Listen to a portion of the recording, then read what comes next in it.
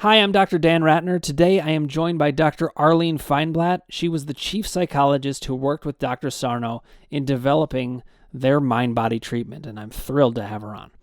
If you haven't already, click subscribe, ring the bell for notifications, hit like if you like what you're hearing, and put your comments below, and I'll get back to you personally. Arlene, I am thrilled to have you here on Crushing Doubt. You, to me, are a must-have for interviews on the mind-body field because of the role that you played. So thank you so much for coming on. You're welcome.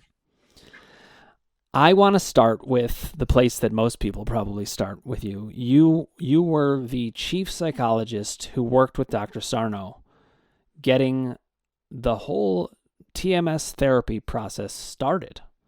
I have so many questions for you. We won't have enough time, but I wondered if you could talk about how did you meet Dr. Sarno? How did this all come to be? Well, I had met Dr. Sarno prior to becoming a psychologist. I was a secretary in the psychology department at Rusk Institute, and got a lot of support to go back to school and get a degree. And when I came back, so I knew Dr. Sarno, and when I became an intern, I interned one rotation on his service. And he was discussing these ideas with me about the psychological etiology of back pain, particularly at that time. We weren't talking about other psychosomatic or whatever you want to call them, disorders, mind, body. And I was very interested in that. I had come from a place of being interested in how different social groups expressed pain, and there is wide variety. There's this thought that women go to doctors more often, women get certain diseases more. Women are more comfortable with going to an authority, and I think that's what enables all these differences to emerge. So I was interested in, for instance, how a person from the Southern Hemisphere would express their pain as opposed to, or a Mediterranean person as opposed to an English person, let's say. And I was interested in that area. And then when he began talking about psychosomatic disorders, it was very, very exciting to me. And I really, really wanted to do this work with him. And he said he was looking for somebody. I actually didn't have my PhD. I had finished all my coursework and I was working on my dissertation. But he wanted somebody, he said, who had many years of experience, who was a psychoanalyst of some repute. And I sort of begged him to give me the chance of doing this. I said, you can fire me if it doesn't work, but just give me the chance. And so we started, and everything sort of evolved. I don't know how much you want me to talk about that beginning, but I'm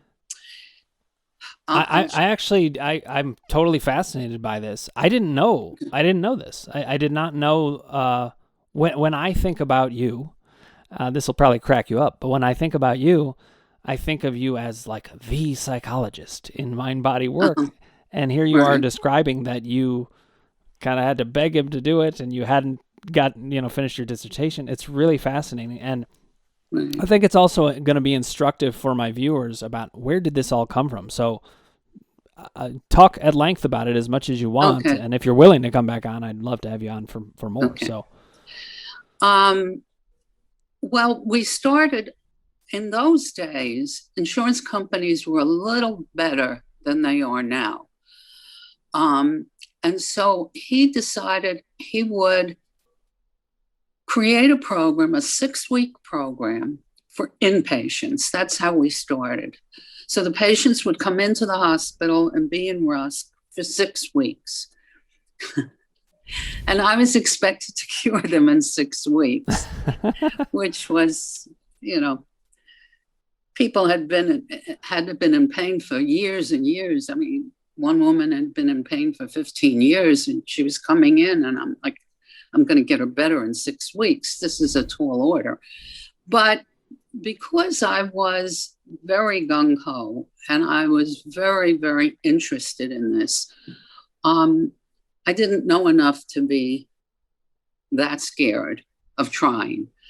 So we started out with 4 patients who were going to be in the hospital for 6 weeks. And I had to come up with the psychological part of the program. So I decided that they should be seen every day. Now, every day does not include Saturday and Sunday. Actually, having them on their own for Saturday and Sunday turned out to be a big boom for me, because in the beginning, we were able to keep them in the same room. Rusk at that time had 4 bedrooms, 4 beds in one room. Right.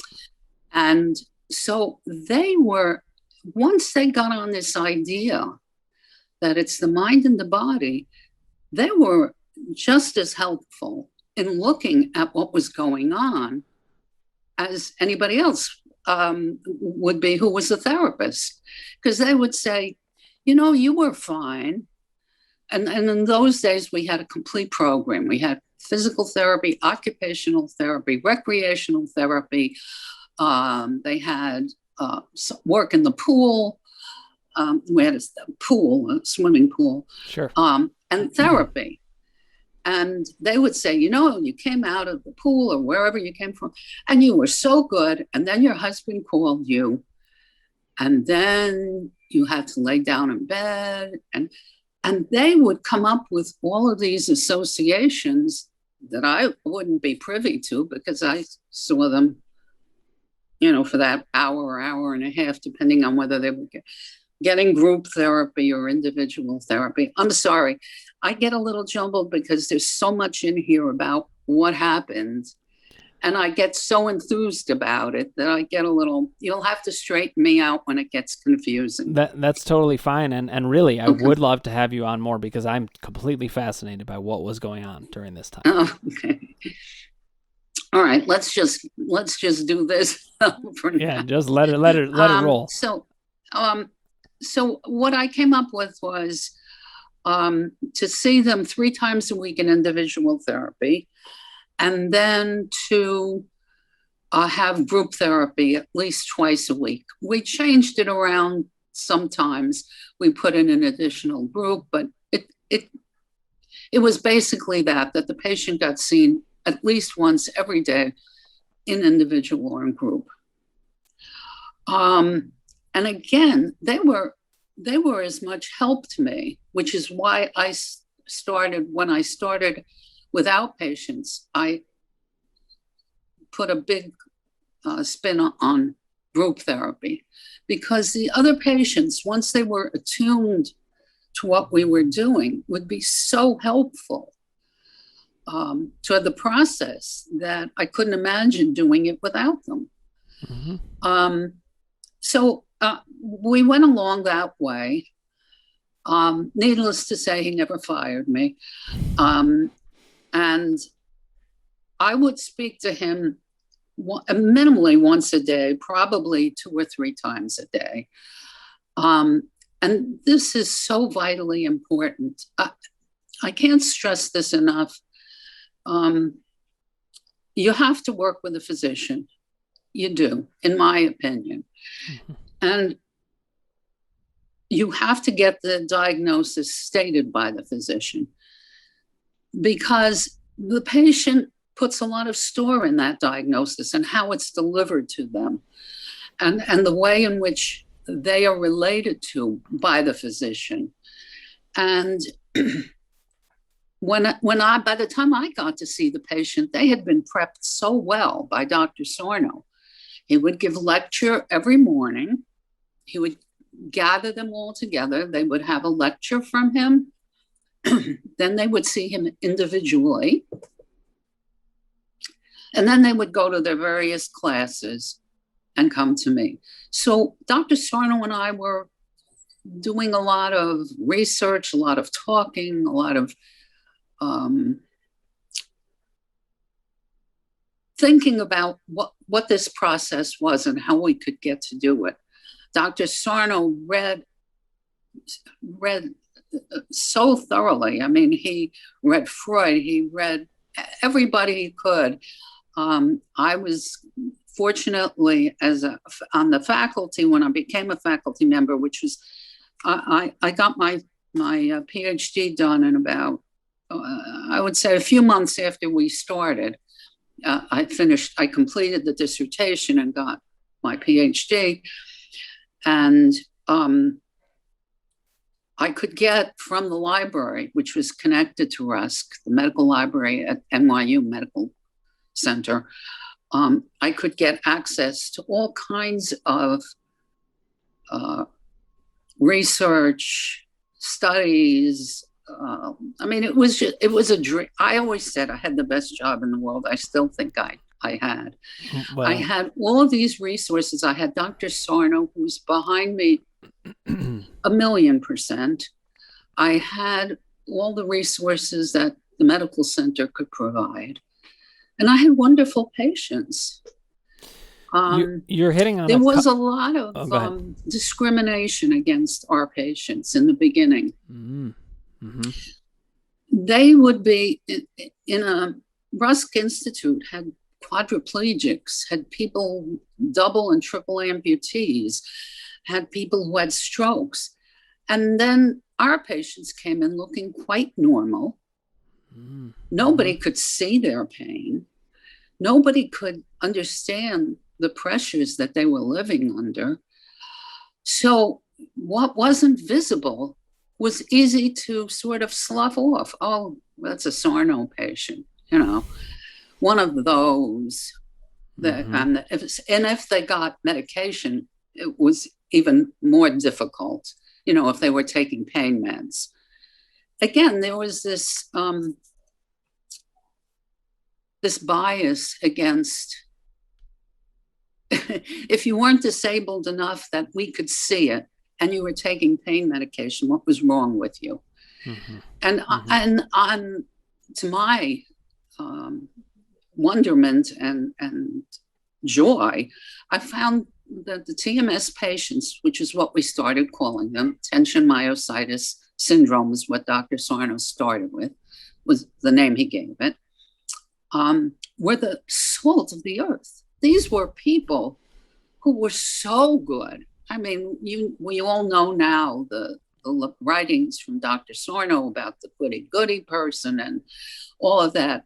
But when we just started, we didn't know what we were going to find, But these were such good people. In fact, I'll tell you an anecdote, a very short. When I would go into the room that I used for group, the chairs would never be in a circle, which is what I had wanted. And there would be a race to see. These are people who are all in pain. Who would fix up the chairs? And there might have been 40, 50 chairs in the room. I mean, it wasn't easy to move those chairs around if you're in excruciating pain. We had patients who came in on gurneys who were not walking, some of them. Again, they were on a gurney, but you couldn't see a missing limb. You couldn't see the pain that they were in. So these patients would be knocking themselves out to be the good patient, to be the one who fixed the chairs for everybody. Mm. And that was the first inkling we had of the kinds of people we were dealing with. And they were the best people. Yeah, I wanted to just reflect back a couple things you said for my viewers. No, I love it. It's okay. Great. You're an easy interview because we were excited to talk about this stuff, and I'm totally fascinated, and I'm sure my viewers will be too. You said a couple things though I want to highlight. One is that there can be a key factor to having a physician in the mix. When I first read Sarno, and I'll say this as a psychologist, it was very important to me that it did come from medicine because it was a physical thing. That's how I was thinking about it. I needed that to be the case, so I wanted to highlight that. I also, the whole idea of the goodist, I think it's fascinating to me to hear about the story of you and Sarno discovering this from watching these people. It becomes very obvious. I say to people all the time, my patients are the best patients you can find anywhere. The population, they're motivated, they're curious, they're interesting, they care about me even. They're the best. I don't know how about other people. We do have the best job. We really do.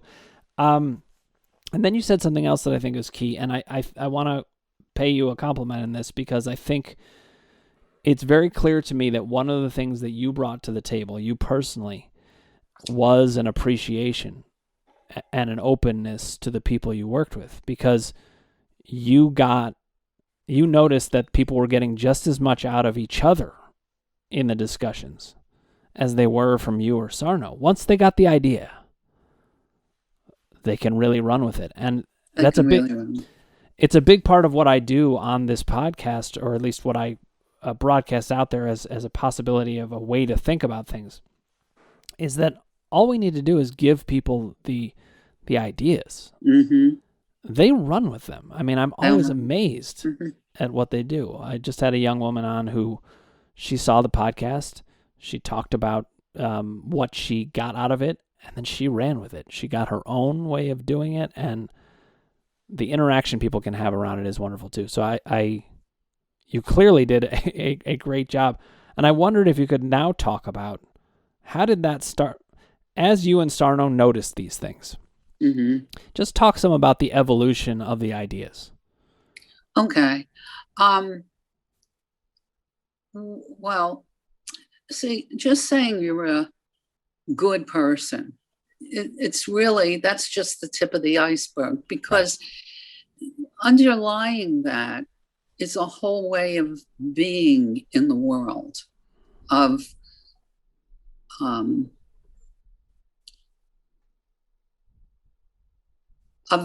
seeing yourself and seeing the person opposite you, as you and I are right now.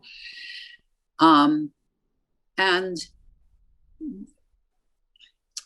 my mind is skipping around to how I have to go later on, because to illustrate the point, later on, during when we were trying to find out what would be the best way to do this, what would be the best length of time to keep people in the hospital and let them go home, etc., we discovered that people would go home maybe for the day, let's say, and they would come back and they would be back to zero. And the reason they went back to zero is because when they went home, they would start to feel this need to be good, this need to do everything. They'd see their houses in an uproar. For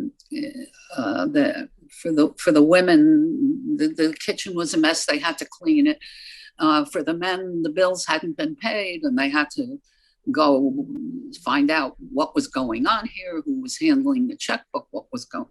I mean, we were dropping them back into the same situation, and they were behaving the way they normally behaved, which is, I have to straighten everything out. I have to take care of everything. I'm very, I'm put upon, but they don't feel that they're put upon. They just feel like they have to do it. Mm-hmm.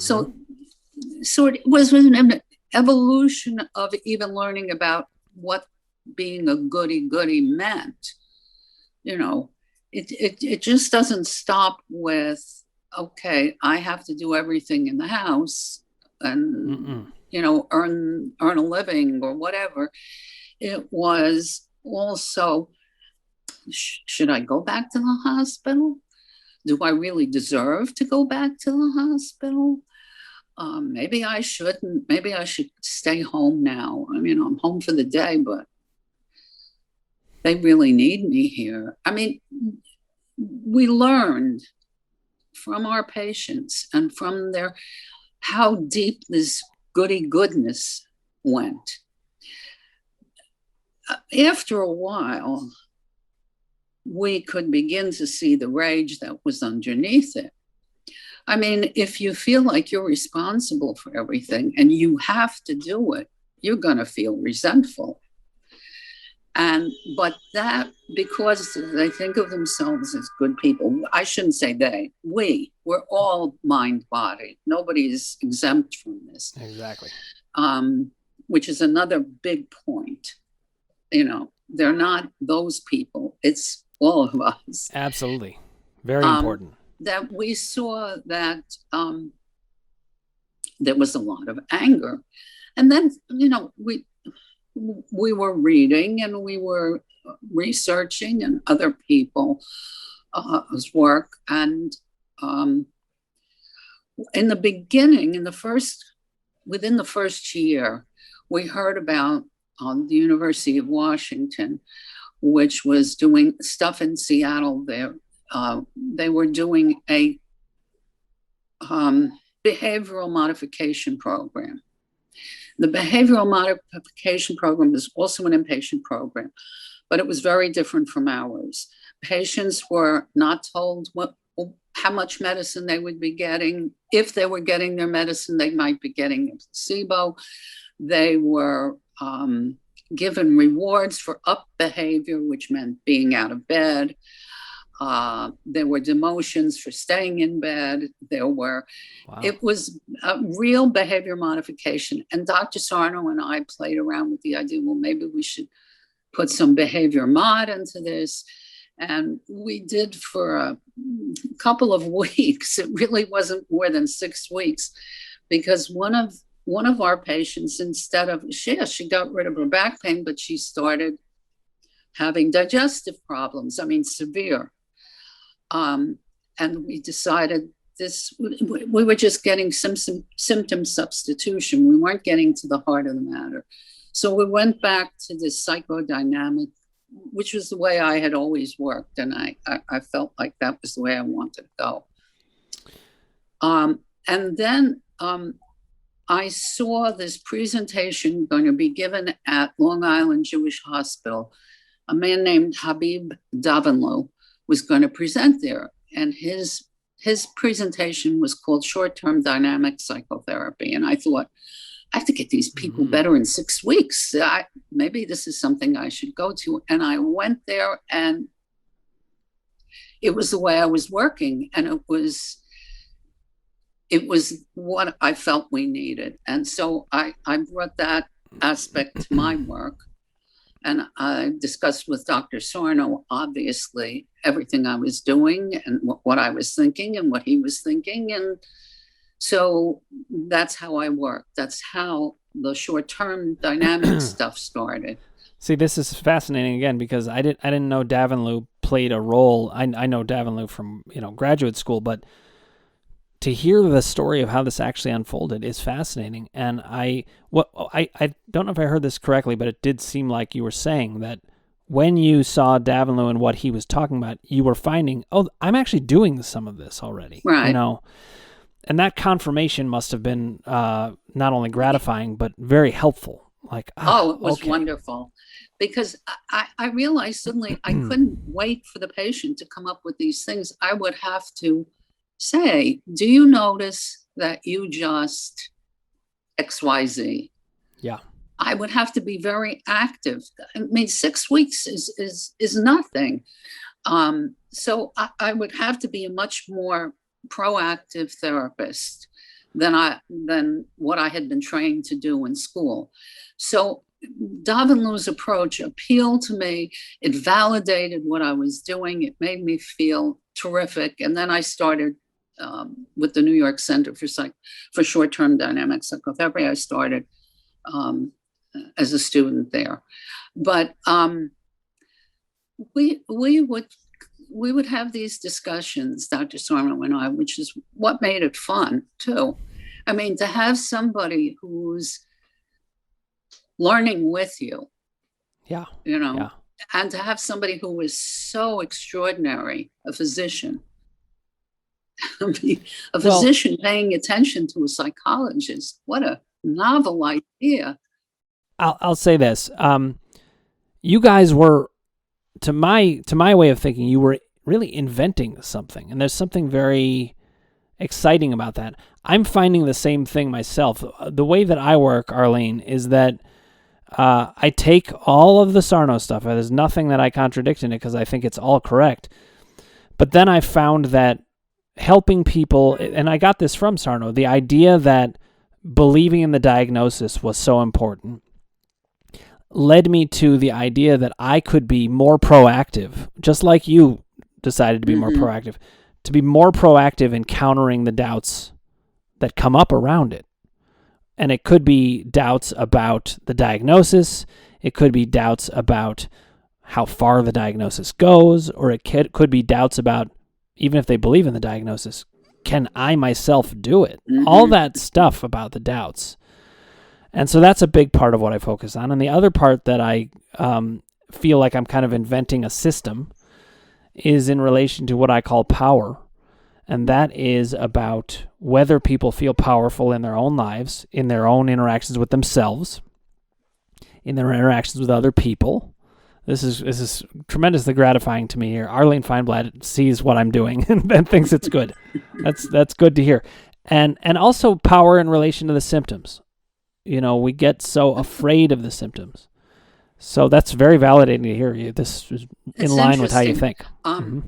When I was putting together a research packet, because I realized I'm doing the work, I might as well get some data from it, and I want to find out if I think I'm doing good work, but let me see it in black and white. So I put together this giant clump of questionnaires, and one of them, I'm thrilled now that I did it, but was it's gone out of my head, but the feeling of control. Where does your sense of control come from? Like the locus of control? Locus of control, God bless you. The sense of locus of control. And that was one of the measures I took. And to me, power and sense of control they're inextricably combined. And the more control that a patient feels, the more empowered that they feel, the better their lives in general, not only with their symptoms. Because for the first time when you get a symptom, I don't care what it is, whether it's high blood pressure or it's a rash or it's back pain, the feeling is my body is betraying me. The feeling is I don't have any control of this. I don't know when it's going to happen. I don't know when it's going to stop. Is it ever going to stop? That feeling of being out of control adds to the fear. And fear is a huge component of what happens in the beginning for a patient. So Dr. Sarno, especially Dr. Sarno, was able to imbue this patient with this sense of, no, we're going to have this under control. I mean, he would say it, and you couldn't not believe him. Right. And if you didn't believe him, he would keep at it until you did believe him. And that lessened fear. He used to say in the very beginning, after a while, actually, because he wrote the book, and then people would get better from the book. And he would say to me, Arlene, why are people getting better from the book? And I'd say they're getting better from the book because first, you're telling the truth. And secondly, they're not afraid anymore. The fear is gone. Once you lower the fear, and once a patient feels like, oh, I was talking to my mother, and then I got a spasm. Yep. I see the connection. Once it makes sense, it's a whole different ballgame. Yeah. So Arlene, I want to talk to you more about this. If you're willing to come back on, I want to talk lots more about it. Okay. And so let's set up a time, because you captured so many things in this that were important, and I'm really grateful to you for coming on. Okay. Because you don't know this, but you do carry a lot of weight because you worked directly with Sarno, Right. and you also developed some of these things, your Right. observations. So it's really gratifying to have you on here, and I look forward to more conversations And with you you. are a very good interviewer, and you are a very personable, presence, which is, I think, the sign of a great therapist. If you Well, can be thank with you. the person, you're welcome. But it's a perfect example of what you have to do in order to do this work. I think you're right, and it takes one to know one. And when I hear you talk about it, I really am so impressed with who you are and what you did. And Thank you. so many people owe so much to you, and myself included, because I got better from back pain, and it was partly because of you. Oh, well, that's So- very nice of you to say. Thank you, Arlene. This is the Mutual Admiration Society, and we'll Yes. meet yes. again soon. Okay, fine. I have to say, I'm completely blown away by Arlene. I have always thought so highly of her because of what she did with Sarno.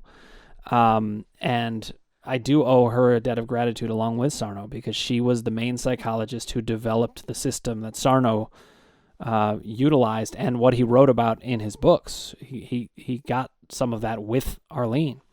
But the other thing that really blew me away about Arlene is the amount of great points that she was able to see as she worked with patients. And as we talked today, it gave me a sense of why she was so helpful to so many. So let me just highlight a couple that we talked about that I think are important. First of all, she did highlight the whole idea of goodism and how they saw it in spades. And I think the more we see that in our patients, the more we come to see that it really is some of the best people in the world who end up with this psychological and mind-body experience. She also noted that the mind-body experience is universal. We all have it.